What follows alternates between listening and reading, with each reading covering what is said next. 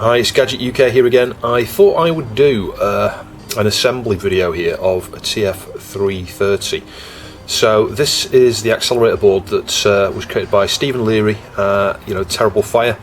You can connect it to a CD32 and it gives you an 030 processor with some additional RAM.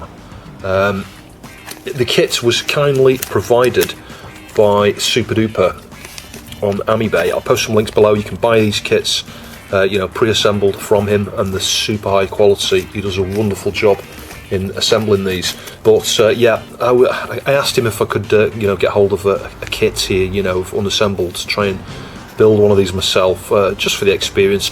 I've already had some experience in programming the CPLDs on some of the other TerribleFire cards. I'll perhaps show a video on that. I mean, we're going to be covering some of, we're going to use not necessarily ICE, what's it called? I'll stick it up there. I can't remember the name of the thing you use to actually do the programming, but we're going to use that later to program this up, so we'll cover that in this video as well. There are other options, as I'll talk about later. You can use like a Raspberry Pi. Stephen Leary has done a video on that. But yeah, so we've got the chips and things there, components, resistors, caps, presumably a crystal. What else? Obviously socket for the compact flash interface. But he's kindly, SuperDuper has kindly, Mark has kindly provided everything here, including the compact flash card and the adapter. So this is fantastic. I'm going to do this as a giveaway. I'll announce how you win this later on in the video. So with the PCB here, I think, let's have a look at this. Sweet, a nice black PCB. Look at that, nice matte black. That's gorgeous. That's really nice. The comment there, the board is not compatible with the analogic riser, so this is the riser. Again, Mark has even included one of the Kipper 2K 2017 V6 risers here as well. That'll be included in the giveaway as well. I really like this board. The matte black is gorgeous there. It really is nice, and it's all gold plated and everything. What a nice PCB that is. TerribleFire TF330 CD32 030 SD RAM, created by Stephen Leary, revision 3. So our CPU is going to go here. Is this the one that uses one CPLD? I think it might be. Yeah, this is the one that's got a single CPLD here for the bus and the RAM. So we've got some level shifters here, because there might be some 3.3 volts, presumably these RAMs here, these SRAMs, maybe a 3.3 volt. Yeah, you can see it there, 3.3 volt side. I'll shut up. And it says 5 volt side there. There's a couple of jumpers here. I've seen these also on the 534, which I've been playing with recently. Yeah, so you've got the MMU disable and CDIS, which is the cache disable. So there's two jumpers there that you can use to disable a few things. I'm guessing we've got a voltage regulator goes up here, JTAG header, I think. The jumper up here to disable, and there's one for, I can't see what that says. Does it say speed? I'm not sure, but anyway, there's a number of jumpers on here. ESP header. I'm not sure what that's used for. I think there's a Wi-Fi module, isn't there? I vaguely remember seeing some information about that, but I did a search yesterday. I couldn't find much. I found a comment on the forum saying that it works, but it's a bit slow. But yeah, I'd like to look at that at some point actually. I think I'm going to start with the socket first actually, all of the sockets and things on here. I might do that one last actually, because I'll need some space around here to solder. So yeah, this is what you've got to think about, the order you do things. I don't see any issue sticking this on. I can stick the socket on first, and then we'll do perhaps these chips here. Get that socket on, and then I'll finish off with all the remaining little bits and pieces. So you can only get the socket on one way, as you can see, because you see these two pins here, and then there's there's gaps at certain intervals there. So like if you try to put it on any other way, it won't go on at all. So if we just carefully get that there, hold it from the other side. What I'll do is I'll solder diagonally opposite points, inspect it to make sure it's straight and flat and stuff, and then just solder the remaining points there. Leave it long enough for the heat to transfer through to the other side. Do that top point. I'll just rotate the iron.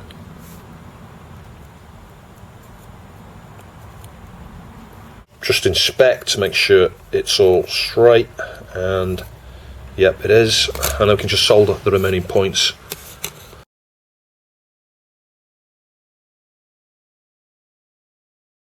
So there we go, 10 minutes later, you can see we've got some pretty good solder joints there. We just need to clean off the flux, but we'll do all that stuff at the end. So I think the next thing I'm going to do here is I'm going to get the CPLD on here. Actually, let's get the worst chip out of the way. Well, that one's the worst thing, actually. I think this one's going to be easy compared to that. That did take me 10 or 15 minutes. That might be another 10 or 15 minutes, but I doubt it. I mean, there's pretty fine pitch here. You know, you can see how close the pins are together, how small they are. But I think we should be okay. I just need to work out where pin 1 is there. Actually, is it down here? I think it is. I think that's the dot. Can you see that tiny little dot? Yeah, I think that's pin 1. Up here you can see Stephen tends to put, I think there's a little notch there on the silk screen. It says IC1. So yeah, that's where pin 1 is there. So the next thing we're going to do is get the Esd wrist strap on. We don't want to risk any damage to any of these devices here. You know, the chips here, as we're handling them, static electricity that builds up on your body naturally from movement, from clothes you're wearing, from footwear, from carpet. You know, you can build up static charge and release it into the pins of a device just by touching things. So for the remainder of the work here, I'll be wearing an Esd wrist strap like this one. So this is an Esd wrist strap. You just put it on your wrist, and it's got metal there, and obviously it connects via a wire. The other end of my wire's got a crop clip, but I have an extension that goes to this, just plugs into the mains there, that connects directly to the earth contact. The idea being that you know, it carries the any static electricity from you down this cable to earth, and you know, you just avoid risking the chips as you're handling them. Yeah, so this is the most fiddly bit, making sure, and you've got to use magnification for this. You can't do it any other way. You can't just do it from a distance and hope for the best. You've got to be zoomed right in so that you can see very clearly whether the pins are perfectly positioned. I'll perhaps put you on macro before I commit to soldering a pin here. But what I will do is, once I've, you know, you just move it a little bit with it, you know, something like this, a little bit one way or the other, and you've got to check all 4 sides to make sure the pins are on the pads on all 4 sides. It's very easy to look at 2 sides and go, it's alright, straight, and actually look at the others and it's not. So yeah, a little bit of micromanaging of that, you know, moving it around just a tiny bit while you're looking through magnifier is what is required. And then I will get a bit of solder and flux and solder, you know, perhaps hold it, very carefully hold it, with maybe with this tool here. I don't want to use my hand, just to hold it like that, inspect it, it's straight, solder 1 pin. Inspect it again, make sure it's still straight, then go over here and solder another pin on the opposite side, and I'll show you that. But once we've got that bit out of the way, then it is just a case of having some nice high quality flux around it, and you can drag solder, and you know, I'm fully expecting some of the pins will join up because I'm bound to get too much solder here, and you can just use a little bit of flux and some desolder braid to suck up the excess solder there, and then, you know, just reflow it a little bit more with a little bit more flux, and it shouldn't be too hard fitting that. I'm finding it hard to tell, even on macro here, whether that looks aligned, but it is. With magnification I can see, but yeah, I'm just not sure how well that's coming across on macro. But yeah, you've got to get all 4 sides totally aligned with the pads. So before I solder anything, I'm just going to get a little bit of flux in here, and this, just adding the flux, I might end up moving the blooming thing, so I'll have to inspect it again. But yeah, just a little bit of flux, that's just going to help us flow the solder onto a few of the pins. And again, when I solder this here, I'm fully expecting will just be a big blob of solder over several pins. That's bound to happen. I'll be amazed if this doesn't move, actually. We just want to add some solder, move in carefully.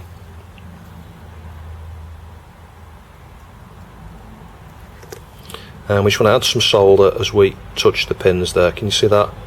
So yeah, big blob of solder, not too worried about that. I just need to now inspect it again to make sure all the pins are straight on the pads. And they are, surprisingly. I didn't move it at all. Just by nature of either touching a bit of flux on there like that, or just by nature of touching the pins with a bit of solder, you will move it.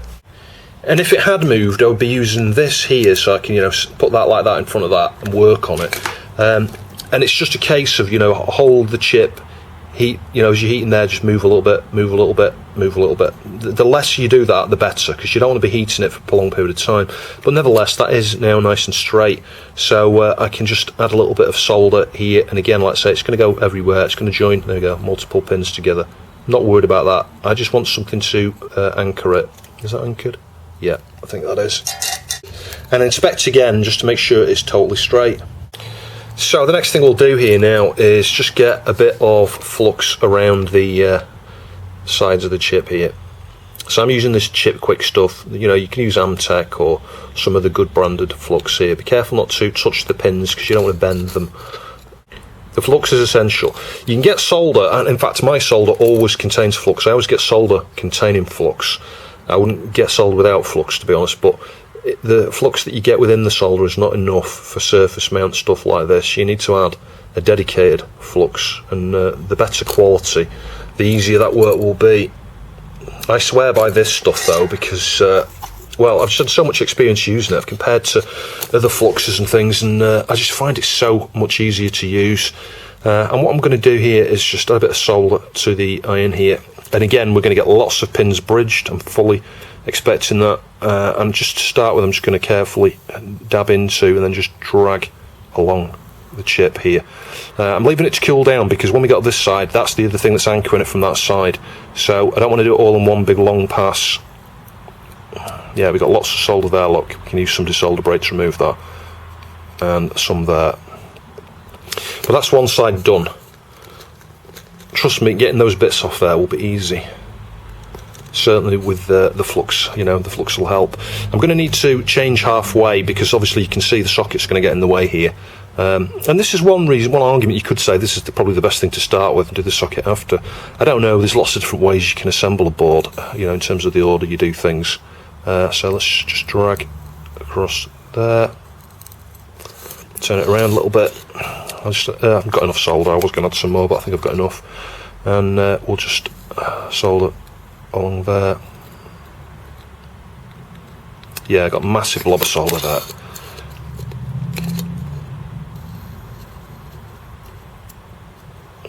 And just dabbing into the edge here can sometimes help. Anyway, we need some more flux on that in a minute.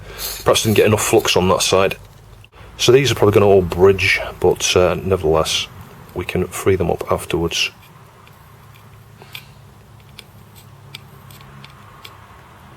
Yeah, not too bad there. Got a lot less joins on that side than we had on the other ones we have here in this corner. Anyway, that's that side done. So I should add a tiny bit more solder. And in fact, we didn't really need to add too much solder because we've got loads there. Look, we're going to get lots bridged on this side now as a result of that, I think. So let's try that again. So we'll start on this side. I might just rotate that a little bit because I'm at a funny angle here and the camera is right in the way. So I'm not going to be able to show you all of this, but if we just you know, get it on the bit where the solder is, just heat the braid carefully and the solder at the same point. You see, we removed some of it there, you can see that, not all of it. Let's try again on that bit.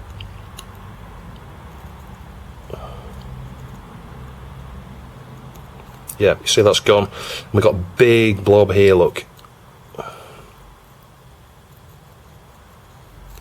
You can see most of that has come off, so we'll just snip a bit of the braid off because obviously it does, as it wicks up the solder there. It's you know, its capillary action stops working as well when you've got lots of solder already on the braid. That makes sense. So you do need to trim it periodically. Just do the same again. Just heat there a little bit. There's still a bit more there, I can see. That's it. So like that side now, I would consider that as just needing a quick reflow. So what I mean by that is remove all the solder from your iron. I use one of these things, you know, just to stab your solder tip into there to get rid of any bits of solder off it. We'll add some more fresh flux along here like this. So yeah, so iron tip is largely solder free, and you can just literally just carefully drag along here. Now you might still get the odd blob because you might still have, as we've got there, too much solder in one spot. You can drag downwards like this just to clean it up. Then inspect with magnification just to make sure that side looks okay, but I think it is, and we'll just do the same thing on the other three sides there. So that's that chip done with for the moment. So I will clean it up afterwards. Got the crystal here. I'm using a cotton bud to wipe some of the flux here, and I've just wiped it over this area here. It just means I can reuse some of the flux, because obviously you can end up using a lot of flux. There's a blooming cat hair there. Don't worry, whoever wins this, I'll make sure there's no cat hairs on it before you get it. So similar sort of thing, you know, just need to try and get this into the correct position here. This is the voltage regulator, 3.3 volt regulator there. Yeah, inspect with magnification and you know, hold it down perhaps with this tool here and just solder one pin at a time. So I'll try and show you as much of this as I can as I'm doing it, but it's very hard to get it to stay focused, and yeah, I need more hands than I've got, unfortunately. So we'll do this pin down here. Let's just try and flow some solder onto that pin. Yeah, can you see that? And then just inspect it to make sure it's straight, which it is. I'm comfortable with that. I mean, it could be, you know, a quarter of a millimetre more aligned one way or the other, but you know what, I'm not going to grumble about that. That's okay. So we'll just add some flux in a minute just to reflow these, but may as well just get them in place. That's it. And solder the tab at the back as well. There we go. And we'll just give these a bit of a reflow. But you know what, too much solder there isn't the end of the world. It kind of helps dissipate the heat. You know, the heat travels down the legs as well as the tab on the back. Yeah, so that's okay. That's the regulator done. So this crystal will have a pin 1 marking. You can see the dot there in the top right. So I just need to inspect the crystal. Yeah, and the dot is in the top right there. So if I just carefully, in fact, let's just get some flux on there again. I'll use some of the flux from around here, because we don't need them a lot. I just want to just get it around there. It's just going to help. Saves me adding any more dedicated flux. And again, we'll just kind of just move that into position carefully with this. A little bit further up, I think. Now a bit down. Yeah, this is the problem. You need to literally touch it hardly anything at all, and it moves quite a bit. Yeah, inspect with magnification, same old thing, really. So we'll try and do this pin 1 first. If you only do 1 pin and it's not straightly aligned, you can always then just move it, if that makes sense. Difficult thing here is trying to heat the pad and not heat, there you go, not heat the, or move the chip, there we go. Or not really a chip, a crystal. It's moved fractionally. I don't know if you can see that. It's just moved fractionally. So I'm just going to just heat this again here until it's loose a little bit.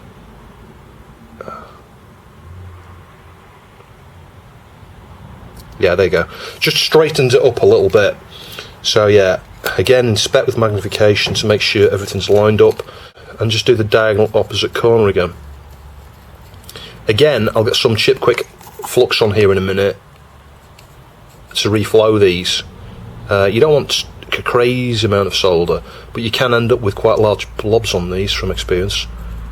You want to make sure it's not short into the can anywhere. Yeah, see if that one's done.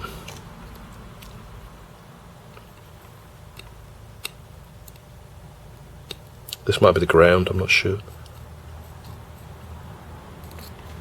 Yeah, that's that side done, I think. Let's just reflow that again. It does absorb quite a bit of heat, this around here on this pad. Yeah, that's that one. And the final one over here. Again, I'm comfortable. That looks okay. I'll inspect with magnification. So that's all looking good so far. So the next thing I'm going to do is, let me think about this. I'm going to get these chips on before these. The reason being is when you come to solder this side, if this chip's here, you know, if you've done IC7, yeah, it's going to restrict your access just a little bit, not a lot.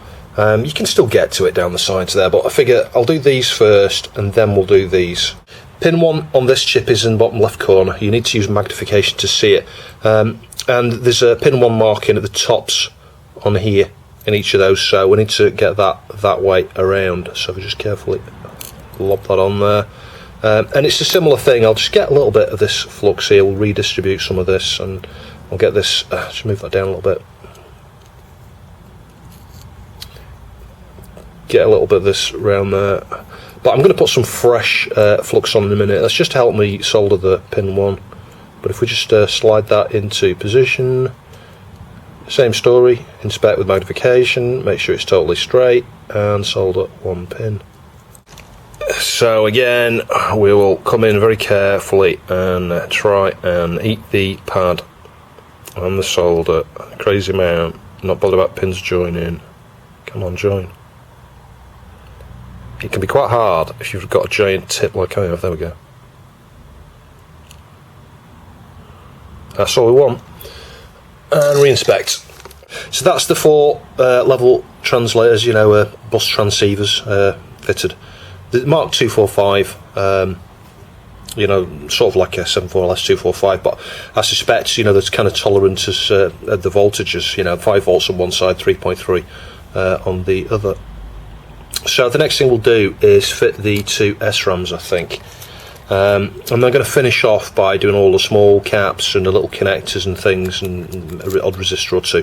There's a couple of super small resistor packs. One goes there and one goes up there. Again, you want to inspect to make sure the pins are okay, but they've been in a container there, so I think those are okay. We're going to have a pin 1 marking again here. Yeah, pin 1 is down in the bottom left of those. Yeah, so the pin 1 marking on the chip is there. Yeah, I nearly got those the wrong way around then. Same again, you know, get it into position. I'll get some flux on there first, I think, just smear some of this around there. It just helps stick it down, if anything, you know, as you're moving the darn thing, with a bit of flux on there, it'll sort of stick. We're going to clean this with some IPA afterwards anyway, flood fill the whole thing and brush it down. So we'll get our last chip on there. I've got a tiny little bit of solder there. And I'll just show you flowing one of these. You just need to just literally carefully, slowly drag along like this. Yeah, I'm not using perhaps enough flux there. Just add a bit more solder. Yeah, so just carefully, slowly, well, not too slowly, drag along like that. 1 or 2 of the pins take more heat because obviously they're connected to grounds and things. You can see most of the pins have been soldered that way. You can then just dab in and out like this. One way you can secure the chip to start with before you solder the very first pin is a bit of blue tack. Stick a big blob of blue tack, you know, to hold it down, and then you can just solder that 1 pin before you solder the other pin and inspect, see if it's straight. You know, so bobbing in and bobbing out like this can help a little bit as well. And if you get any pins bridged, just use some of the solder braid. So with these little 1K resistor arrays here, you can get these either way around, because it's just, you know, I don't know, you can say you've got a pin on that side, a pin on that side, same on that side, one on that side, and the resistor is just that way in a straight line through. So it doesn't matter which way around you fit that into this position up here. You could argue it might be an idea to fit this before you fit your socket, but you know what, it'll be alright. Just need to do the same thing, get it in position, hold it down with my little tool here, carefully heat 1 pin, or, well, it's not going to be 1 pin, it'll be 1 side almost. Oh, I've moved it. This is the blooming problem. It doesn't matter too much, because what I will do is I'll move it with magnification. Oh, hang on. Move it back down a bit. Yeah, it's moving all over the place, but what I will do is hold it down, solder, hang on, point on there, and then I'll move it with magnification. So whilst I'm using a magnifier here, I can just move it around while I heat that 1 side. So I'm nearly done now. I'm looking forward to cleaning up, just because I've got flux over everything, hairs over everything. It's just a right mess. But if we just solder on the Jtag header, you can see it's not straight there. So that's why I do 1 pin at a time, just straighten it out. I can feel it on the other side. I think that's almost straight. Yeah, can you see that? That's pretty straight. So yeah, the Jtag needs, is it 6 connections, I think it is there? Got TMS, TDI, TDO, ground, 3.3, and CK, is it? The clock, I think. I'm just going to reflow those because I didn't leave them very long actually to flow through properly. That one needs a bit more flux on it actually. That might be the ground, yeah, I think that's the ground. So we're almost there. I fitted 2 jumper blocks there for the MMU disable and the cache disable. I don't know whether it's used.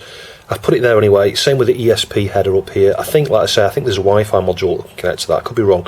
But just looking at it and looking at the print on the underside, it says that the serial stuff there for debugging and diagnosing things is output there. So it's useful for that to be there if anybody ever needs it. I've also put a pinhead here. I might remove that. That's to where you feed 5 volts and ground. presumably when you're using the JTAG, if you've not got this in a CD32 that's powering the board, because you need to have this board powered, via the 5 volts, from the CD32 or from here, presumably, when you use the JTAG to program it. But what I wouldn't want is someone to stick a jumper over there thinking that's a jumper and short out the supply. The system wouldn't boot, but it could do some damage somewhere. So I might, after I've finished programming this, I might remove that pin header. I'm not sure. I mean, I guess I could leave it there and stick a sticker on to say do not jumper this or something like that. I might do that. So the final thing that needs doing here is the caps need adding. I fitted the 2 resistors because there are only two, and it's obvious where those go. But all the caps, there's a few different sizes. Now the small ones, I think the small ones are going to be alright, because there's only one type of the small one, I think. Let me have a look. 100 nanofarad are the small ones. Although there's one here I think this is 1 microfarad. And that one's about the same size, so I could get them mixed up. So I've asked Mark if he's got a bill of materials. I did have a search on the GitHub there for the 330, and I couldn't see any components listings or anything, or any code actually. I think this one's not open source yet, I could be wrong. I'm sure it will be at some point if it's not. So in the meantime, I think I'll just start cleaning up here. We'll get some cotton buds initially and try and collect the majority of the flux off the top side here. So as I say, just cotton bud with some IPA, and we'll just use this initially. I'm not going to completely clean this now. I'll wait until I've done all the other work with the caps. But what I can do is just collect the majority of this flux off here and just make the board a bit cleaner to handle, because at the moment it's just flooded with flux. So 10 minutes with cotton buds. I've given the underside a light clean, and obviously we need to get the toothbrush onto this to get this super clean. But you can see the majority of the flux is off there, and it's looking pretty good actually. I think this is going to be a nice and tidy once it's had a good brush down. So there are multiple ways to do this, and solder paste might be an idea. I might just try that in a bit. I've got some. But the way I've been doing these is just get the cap in the right position, just add some solder flux, use something to hold or move the component. And you can just generally heat the pad and the cap. You might not get it perfectly straight. You might want to just heat it again and just do a bit of that. That's not too bad. It's pretty straight there, so that will do. Like I say, what you could do is get some solder paste onto the pads, or even some solder, and then use hot air and insert the component when you're up to temperature. You know what, when you use hot air like that, you're just exposing the wider area to more temperature. So I don't see any point. It is super easy to get these on this way. So not many left. One observation, I'll fit this one last. One observation, this cap here, I measured this, and I think one side goes to 3.3 and the other side goes to the 5 volts. So it's almost like we're AC coupling the 5 volts to the 3.3 volt side. Now there could be a legit reason for doing that. Well, I'm sure there is. I'm not trying to say there's something wrong with the design here. I don't think there is. If you know why you would AC couple the 5 volts to the 3.3, please let me know. But that's what that cap there is doing. It just seems a bit strange, because I've never needed to do that myself on a regulator like this.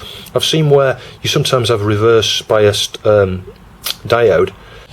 So another observation here, and this is for the benefit of the builders more than anything. I think I'm sure Stephen's probably told them exactly which caps to use at some point, but from what I understand, there's a bill of materials floating around from an earlier board that is being used as a reference, because the caps are pretty much, largely the same.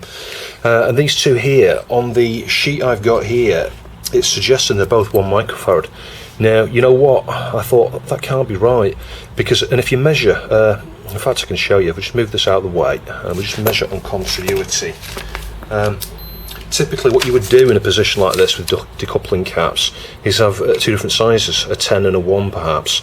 If we measure from there to there, short, and from there to there, short.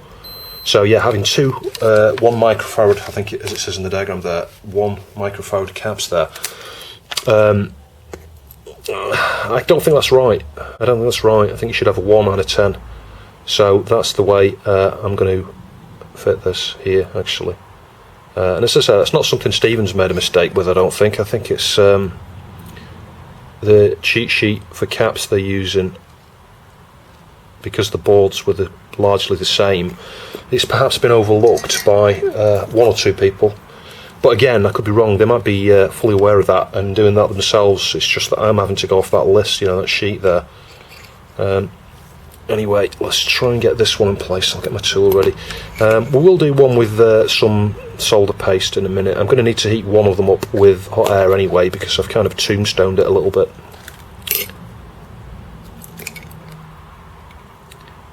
This perhaps isn't the easiest way of doing these. And the other point I would make is you want to heat a cap like this for the least amount of time possible. Ceramic caps kind of take offence to being overheated. You know, they can fracture. Get a little bit of flux on there, I'll reflow that. But we'll get some hot air onto one or two of these and just get them sort of centralised themselves, I guess.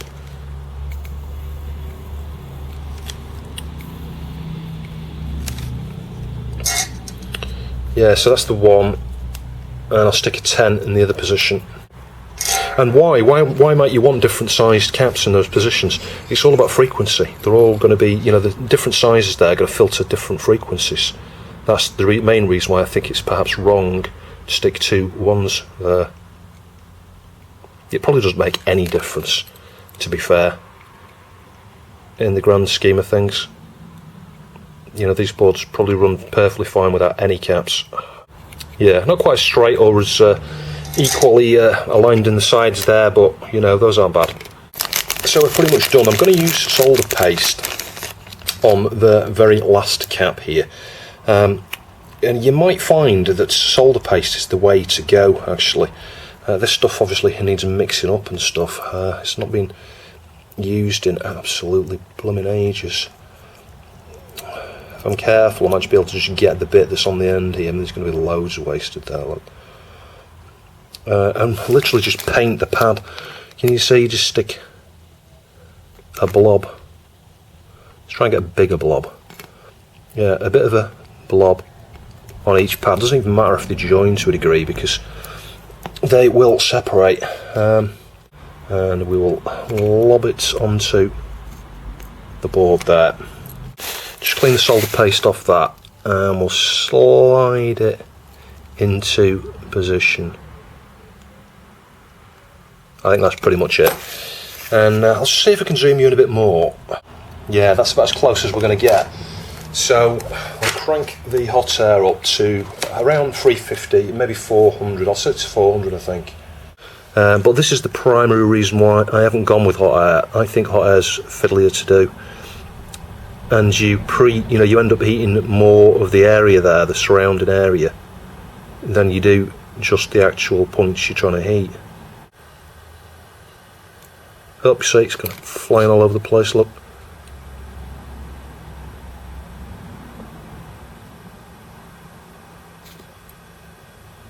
I don't even know if that's centrally aligned now. I can't see which way around that is. This is the other problem for me when I'm filming. I need to be able to see what I'm doing. I cannot see at all what is going on there. Let me add some flux into the equation here. It's like that solder paste has just gone weird. I don't know. That could be the issue, that I'm using crusty solder paste here, but I've used it before. I'm sure it worked last time I used it. It does have an expiry date on it, that's the problem. Let's just try again.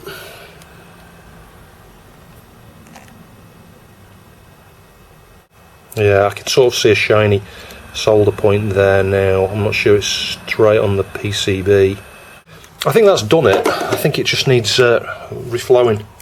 So the one up here that was tombstoned, I just heated it with hot air, and you can see it went flat on its own. I'm going to do the same with one or two of the ones around here. All that happens is you get it up to melting point, the surface tension of the solder on the sides, you know, and the pin connections there, pull it into position so it just straightens out a little bit. To be fair, it's fairly straight now, I think, that one. You can barely see it's moved, but it has moved, trust me. So I've been at this for about 4 blooming hours. What I would say is the price these are sold for, they're giving them away. Seriously, they're giving these things away. The amount of work that goes into something like this, assembling it, I mean, never named the original creation, but yeah, assembling one of these, even if you use solder paste and you really get into really good speed and routine, you know exactly what you're doing to do this in the fastest possible way, the quality of them, you know, I've seen a few of these boards now from Super Duper, and the quality of the ones he assembles himself is just fantastic. He does such a fantastic job of the solder work. I can't do a better job myself, do you know what I mean, even if I try. Yeah, these guys in the community are doing a fantastic job assembling and selling these, and it's worth every blooming penny, actually. As I say, I've probably spent 4 hours on this today, and I haven't finished yet. I've still got to program it up yet. I haven't finished cleaning. Super Duper or someone like that probably cleans these in a, you know, they probably clean these in an ultrasonic bath. That's one of the reasons why those boards look absolutely fantastic when they come from Mark. I'm not sure if he gave me this blackboard tactically because he knows it's going to look a mess when I've finished it. That's the thing, black PCBs is super hard to get looking nice and clean. But yeah, I've still got the connector there, I forgot about that. We'll do that last, it's not going to be a big problem. And I'll just clean that up on its own afterwards. So I'm on the final bits here. You can see I've already stuck the little pad things on the underside here, you know, these two white pieces. Technically I should have finished this bit first, and it doesn't really matter. I'll be toothbrushing just this edge piece down in a minute when I've finished this. I just need to be careful not to get too near that. So you can see lots of tinkering going on. The bench power supply's been out. I've had 3 different AMS 1117s on here.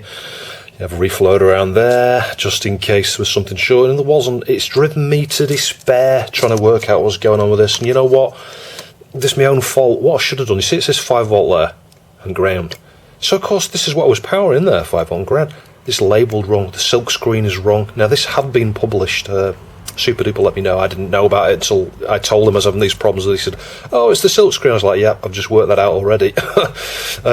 So I'll show you, if I connect ground to the 5 volt side,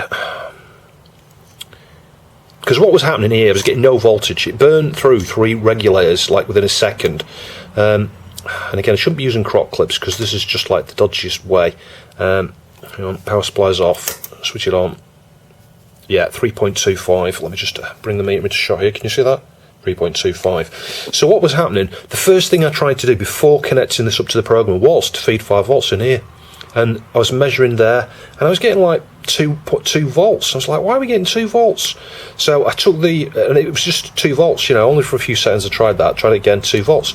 So I thought there must be something wrong with that regulator, so I swapped it out, put another one in. That went poof, straight away, it disintegrated, it burnt up straight away. Now that could have killed something else, a CPLD or something else, but I think not. It had shorted out, it completely shorted on these connections, so it's probably saved anything else from dying. So by the time we got to the 3rd regulator, and it still wasn't working. This is on the current limits here, got on 0.5 amp, which it might be drawing a bit more than 0.5 amp, but I thought, well, let's try on 0.5 amp, and it was straight down, you know, down to 2 volts ish. So I thought there's got to be something going on here. Now I wondered if there was a short somewhere, which is why I reflowed this. There wasn't a short, and in fact just measuring resistance between the 3 pins, the VCC, ground and 3.3, all 3 different combinations, there were no shorts, and I was like, how is this not working despite the fact that all 3 of those, because they're showing resistances in the region of mega ohms, you know, you can measure between ground and 3.3 and it was like, you know, 4 meg, and I'm like, well, that's not the short. And then between 5 volts and ground, 3 meg or 4 meg climbing. So I'm like, well, this doesn't make sense. How the hell is it seem to be shorting out and burning out regulators and just eating the input voltage when there's no shorts anywhere? It doesn't make sense. So I came back to, remember this cap here I was on about the coupling between 5 volts and 3.3. I thought, I wonder if it's something to do with this. Maybe I've got an internal short somewhere around here. No, there wasn't, and I think that cap, you know, the cap, as you can see, is on there. That does need to be there, but that wasn't the issue. But what it did do, it kind of led me to test connectivity between here and retest the connectivity here. And I thought, I'm sure the pinout here is wrong. That looks like that's supposed to be ground, and in fact, I can show you that. If I put the meter on continuity test, where's the other probe gone? So we've got a beep. So yeah, the right hand side there is marked ground, and I've a test from ground to ground, because this has got a ground on it here. Nothing. And then I thought, hang on a minute, and I noticed that left one's ground there. So yeah, that's what it is. So let's now try connecting up again, I've got an ATX power supply there to provide the 5 volts. I know Super Duper was saying you need it in the CD32. You don't. I don't see why you would need it in the CD32. You need your voltage, you need your 5 volts coming in, so that anything on here, and I don't think there's anything on here that uses 5 volts, actually. There might be, maybe these, on what, VCC might need 5 volts. But you just need 5 volts coming in to get the 3.3 so that the board is powered as a whole, which it will be, and then you connect your JTAG, and the JTAG has got a little LED thing on it, which should sense that the 3.3 volts is there, and then it'll allow you to do a chain scan or whatever and program it.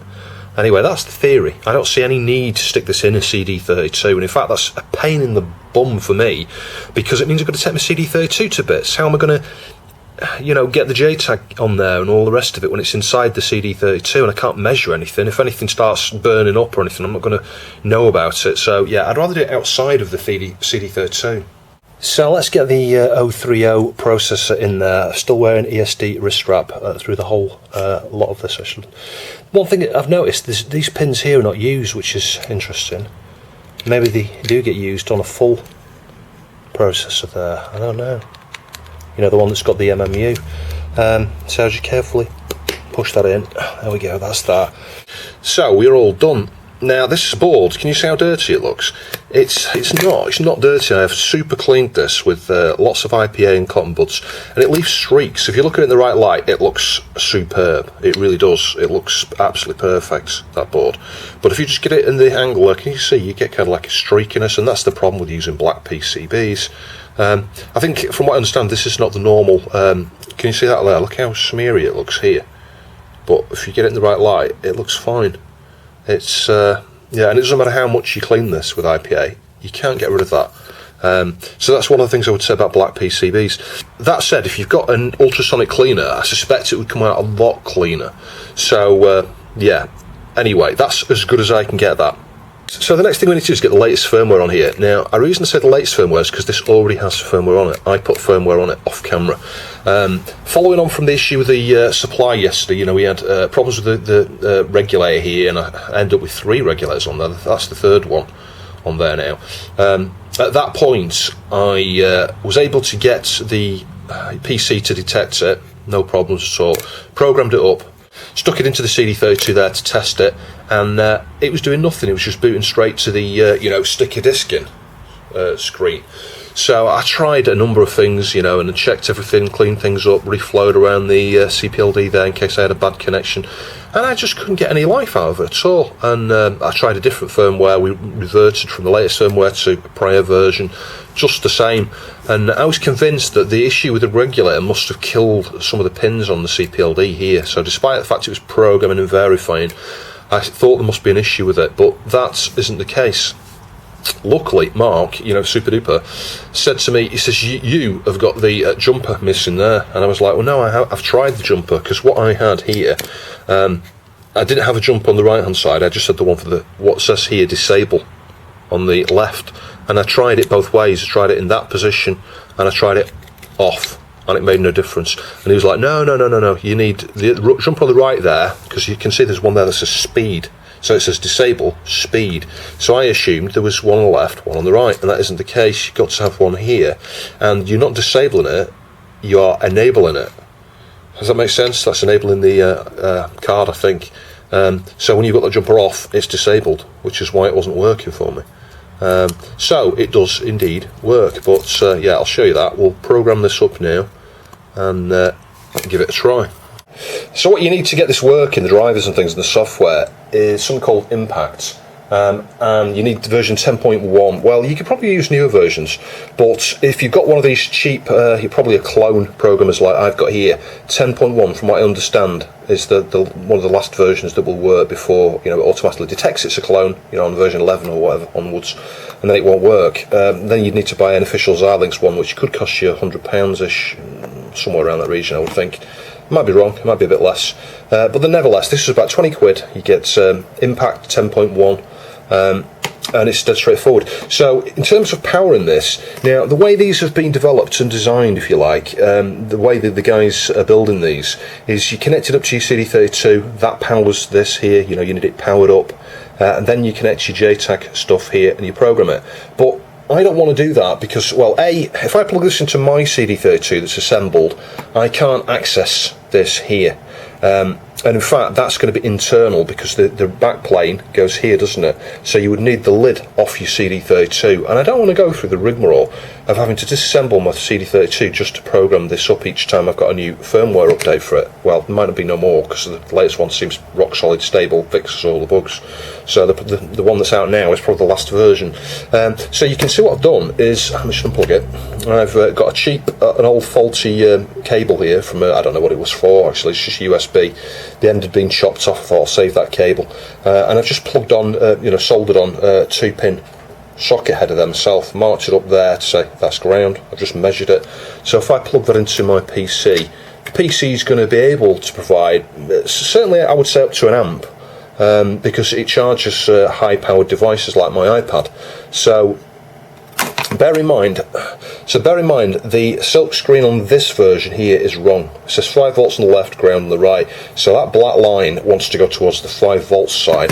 So I'm going to very carefully, this is going to be super careful. I have measured this twice on volts on my meter there, just to make sure that is the ground. So the ground's going to go to the 5 volts over there. That is now powered. You can just check that. Nothing getting warm. If I measure the regulator, you will see 3.3 volts there roughly now. Anyway, can I unplug that just for now, because the next thing we need to do is connect up the JTAG. Now it comes with this adapter. This programmer here comes with a number of adapters, including this one here with this thing here you can plug on, and each of these handily is labelled. Can you see? Like, that's the first one we're going to need there. It's on it TMS. And on the board here, on the silk screen, it's marked TMS, TDO, TDI, or might be TDI, TDO, TCK, which is a clock, I think, and the TDI and TDO are data in, data outs, and then ground and VCC. So, yeah, and each one of these is labelled up the same way, so it's a case of just carefully plugging these into here. So there we go, that's them all connected. The only one you won't connect is the int connection, that doesn't go anywhere.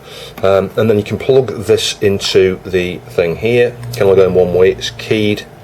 And if we just sort of sit that there, I'm going to connect power first because I want this to be powered before this kind of thing. This goes live. This is not plugged into the PC at the moment.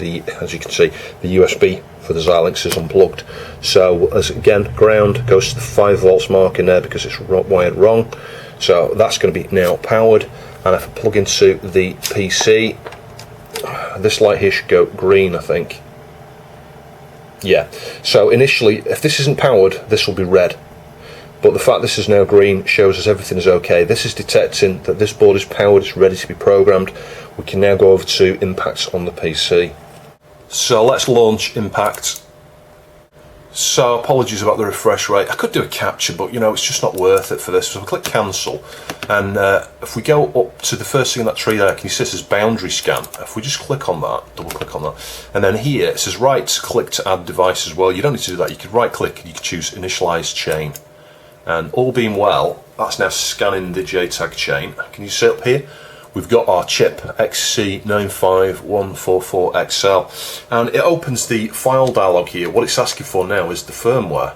It wants a JED file, which is the JEDEC file, I think. Yeah, so I've got a few different versions of the firmware here. I'm just checking them. Those ones are 28th of the 2nd. That one's 18th of the 3rd. Yeah, so the one in the folder is the very latest version. It's that one there. Yeah, so this was January, March. This was March this year, and there were two here. I'm going to need to use that. There's Rev 2. Can you see? It says you're probably too far away there. TF330 R2 main top JED. So that's for the Rev 2, which is the board I own myself actually. So that's the firmware I will need to use to update mine in a minute when I do that. But the TF330 R3 is the one we want to do because this is a Rev 3 board, and we just click open. And then we can just click OK. There's some settings here you might want to check them, like read protect. If you clicked that, you wouldn't be able to read it back. Write protect, obviously that's it. If it's a one-time thing, you don't want to do that. Make sure those are all unticked apart from the the ones that verify here and the erase before program, and just click OK. And then finally we just right click on here because it's already got the file assigned to it, and just click program. And you can see the progress bar zooming away there as it programs. and it comes up in blue at the bottom down here, program succeeded. You could then further verify that again if you wanted to, just by clicking verify, again verify succeeded. So we're all done. That should be on the very latest version of the firmware, and we can go and try it. So in terms of disconnecting, I think it's probably reasonably important to do this a specific way around. So, you know, we've got 5 volts power in this to create the 3.3 volt side here, but then we've got, you know, the things connected to the Xilinx side here, you know, the JTAG side. So the way I would do this is disconnect the Xilinx first, you know, so there we go, that's that. So there's nothing on the other side of the JTAG chain and stuff, you know, the connectivity there. All that's happening is we're just powering it with ground and VCC. And again, be very careful, try not to touch the PCB and just pull the connector off. And we should just now be able to disconnect the JTAG stuff here. I really should have the wrist strap back on in here while I'm handling this. But yeah, if we just go on carefully, plug that into the CD32 and see if it works. So we'll plug it into the bridge board, and the bridge board goes that way, like that, with these connectors here towards up the top. Shouldn't be doing this on the carpet. So let's just carefully plug the board in here. There we go. So that's that. Everything's in place there. That's correct. The final thing is to plug in our compact flash, and as I say, thank you to Mark. A million thanks for sending this kit, and also including the compact flash card and stuff as well, all programmed up. So the nice thing with this one is he's taped all of the underneath there, actually. So you can literally just, don't like doing this on the carpet, as I say. You should be certainly wearing an Esd wrist strap while you're handling this stuff, as we've shown through this video, although I am not wearing one just now. I can't wear one here just because of where I'm located. And then just carefully, you know, push it on like that. That's it, it's on there. And we'll just power it up and see whether it works. So I'll switch the ATX power supply on, that's what I'm using to test this with at the moment. So the main thing is, I mean, you can hear the TV.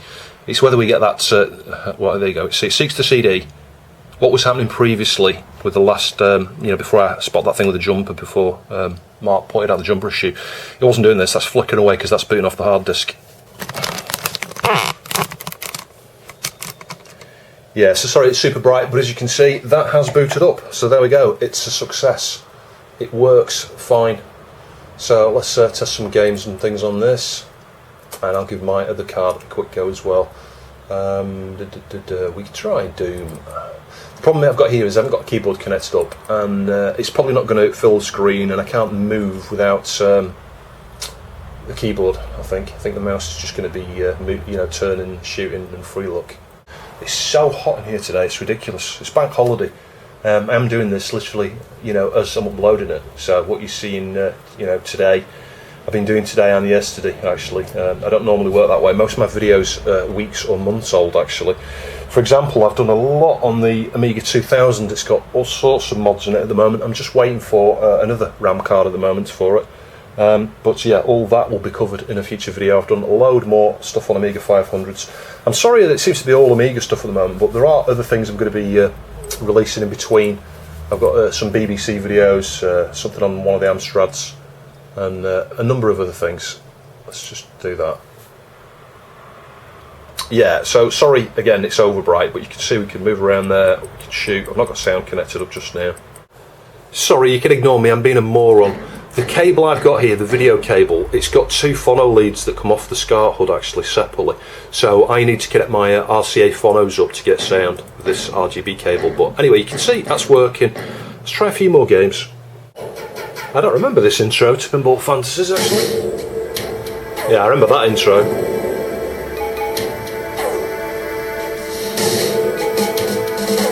Sweet.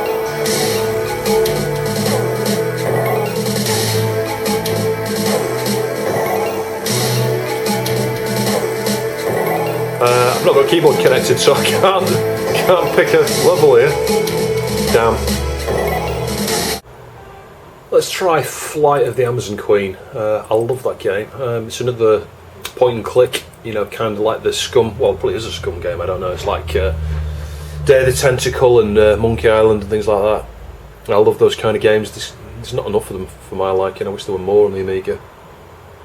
I wish these sort of games still existed actually on modern systems, even with the same sort of graphics and things. I quite like the 16-bit era, you know, even if I was playing this on a PS4 or something in some sort of modern game in 16-bit graphics like this, point and click, I would enjoy that, I'm sure.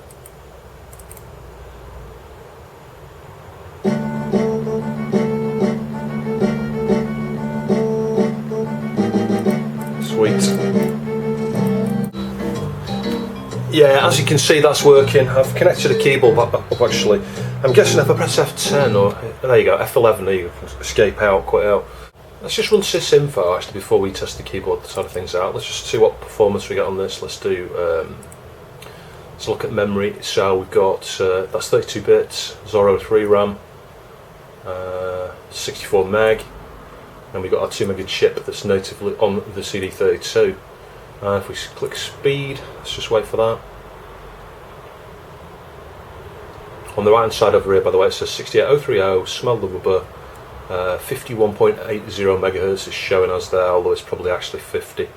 In fact, I know it is because it's got 100 megahertz crystal we fit on this board, and it's divided by 2 to get the CPU clock. I think that 100 megahertz is for the SRAM actually. So there you go, looking at the performance there, 7489 dry stones, and the interesting thing is chip speed versus an A600 here, 6.75 times faster. And as you go up, looking through some of the comparisons here, an 040 is 0.41%, you know, almost half as fast as an A4000 run at 40 megahertz, 1.61 times faster than an A3000 at 25. Very nice. And a quick speed test on the compact flash card there. It's going to vary. Yeah, 1.7 meg roughly. That's not bad. I think on my Amiga 2000 it comes out about a meg, but from what I understand you can get massive performance boost there if you use an MMU. So if I had a 68030 with an MMU in here and enable, you know, install the MMU libs, whatever they are, cache the ROM. Yeah, you can get much faster. Some people are reporting sort of 4 meg or 5 meg with that sort of thing installed. So I've got a shell up here and we'll try, is it restart or is it reboot? I think it might be restart. No, it's not. Reboot? Yeah, so it's doing reboot. Let's just see what happens. I'll tell you what's going on with the LED. Yeah, it's flash flickering now. Look, it's looking for the CD. It's giving up looking for the CD. Now it's flickering for the hard disk. It's booting up, I think. Yeah, flicker, flicker, flicker. So yeah, the fix there onto the latest version of firmware works. You can actually reboot these from the command line there without an issue. Fantastic.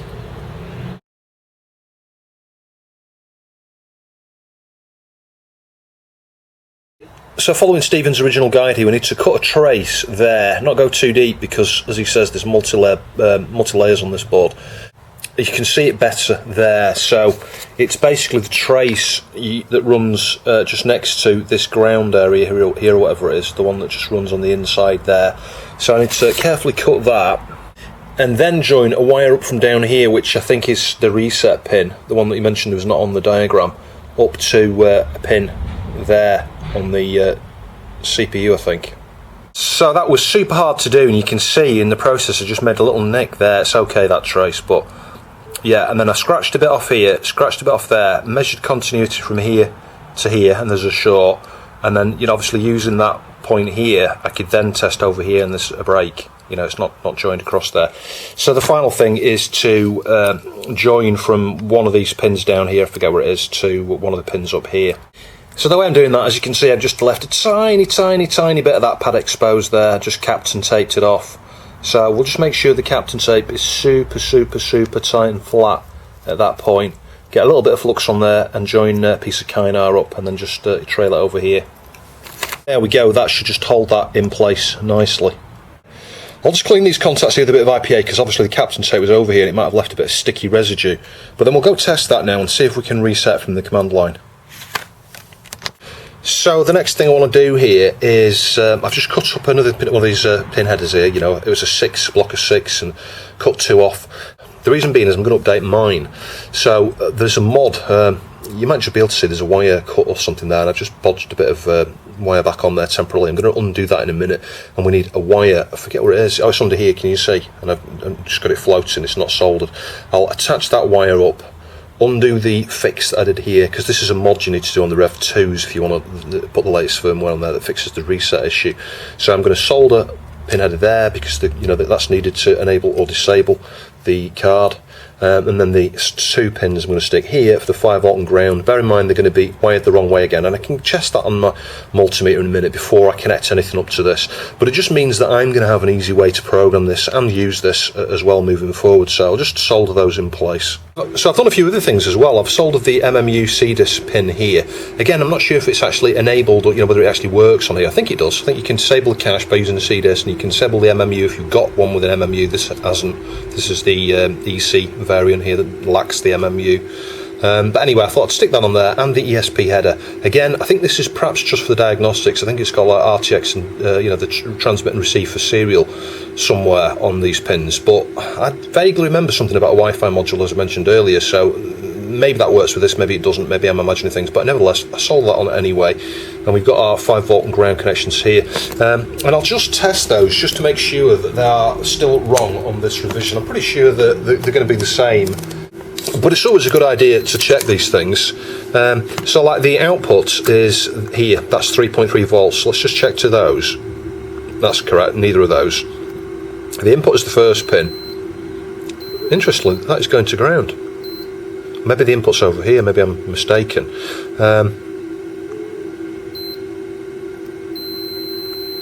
Yeah, let's just check if that goes there. Yeah, it does.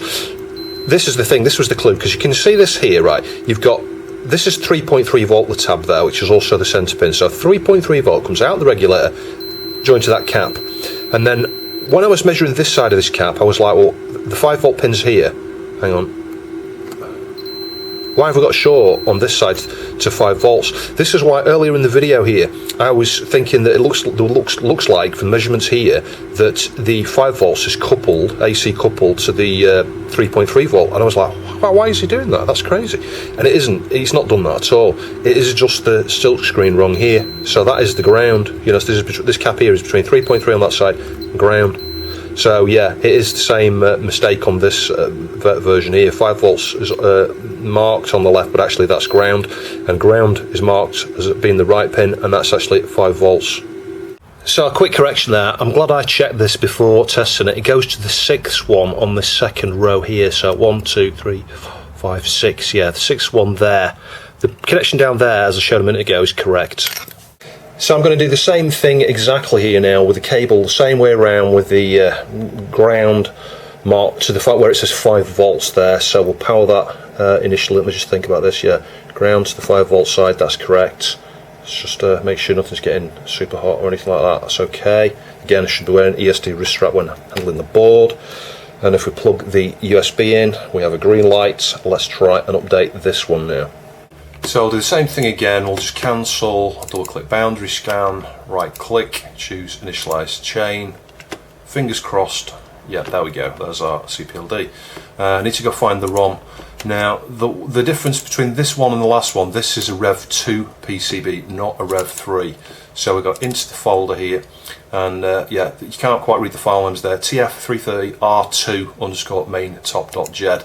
The one we previously did on that version 3 board was TF330 R3 underscore main top.jed. So we're doing the R2 one. If we click OK, open, that's all OK, OK. Right, click on it, choose program, and wait for that to complete. There we go, program succeeded. So just testing my own board here after updating the firmware. You can see it's booting up to the CD screen there because I've got the jumper disconnected at the moment for the enable. So I'll just switch that jumper over and it should hopefully boot from the compact flash. I'll leave the keyboard connected and we can try doing a reboot, soft reboot from the command line on this one and see if that fixes the Rev 2 board there. And to show you what I mean here, see this jumper, I had this off, this wants to go in the bottom position there, like that, furthest away from the compact flash, but in line with the compact flash. So I'll connect that all back up, let's try it. I think that's going to boot from the compact flash, hopefully. I'm not seeing it flashing. Yeah, it's doing, there you go. That's something to point out. The compact flash card itself actually generates the LED signal. So with the compact flash card that's in this one here, well, at least I think it does. Not all compact flash cards are the same. Sometimes the LED has failed for one reason or other on the actual, the driver part on the compact flash card. Some of them just don't drive the LED. So like on this one, with this compact flash card in here now, it doesn't make my LED flash. I'm pretty sure that's what it is. But anyway, you can see that has booted up. Let's just click somewhere on the workbench here, on the desktop. Yeah, so we've got 64 meg of fast RAM there. Everything seems to be working. Let's just get a command line up at the shell here, and let's just do, was it reboot? I think it was. So it's rebooting. I'll tell you what's going on with the LEDs. Yep, it's seeking the CD, not found anything, and it's now booting from the hard disk, I think. So hopefully workbench will come back up. Yeah, there we go. Fantastic. So that fix does indeed work on there as well. Let's just test a few games on this one just to make sure this one's okay. I mean, I've shown this card in the previous video here. I did a full review with the TF330. I'll stick a link up there. It might be worth watching that video if you want to see a little bit more about it. Yeah, that's working fine. So the final thing I've done there is just stick a label there, ground, 5 volts over there. Just so there's no mistake if anybody was to ever try and program that again. I can understand why this pin header is not soldered on here, because you know what? Users do silly things, and you can see it's a jumper there, and you could easily just stick a jumper over that and show out your supply rails. So finally, if you want to win this, there's 2 things you need to do. The first one is which of my old videos ends with Portal music playing at the end of it. And the second thing is there'll be a video link below to Stephen's last TF360 video. I'd like you to post a comment on there, just thanking Stephen, however you want to, for his work, for all the work he does, and also say, I'd also like to thank Super Duper for making these. I don't care how you do that, as long as it's a polite, a positive message there, and give it a thumbs up while you're there as well. And then 2 weeks from now, I will do a draw based on whoever's done those 2 things on Stephen's video there, and within this video here, commenting on what video they think ends with the Portal music. And then I'll do a random draw to work out whoever this goes to. I'll send it anywhere in the world. I'll make sure it's well packaged, and I'll put some insurance and tracking on there as well. Super duper. I can't thank enough. He helped me, as I mentioned earlier on, with a few issues with this, towards the end, just getting it perfect here. But I can't thank him enough for sending this. It's him that's donated this to the channel. It's him that's donated this to whoever wins it. Thank you very much. He's a fantastic guy. And I'm just going to quickly echo a comment I said earlier on. They're pretty much giving these away. Super Duper is giving these away. The price he's selling these for, the amount of effort that goes in to do a super clean, tidy job, he needs to increase his prices seriously. How he does what he does, I don't know, because he builds batches of 10 or 20 or 30 of these up at a time. I don't know how he does it. I spent a full day yesterday building this. Anyway, thank you very much for watching. I'll catch you in the next video.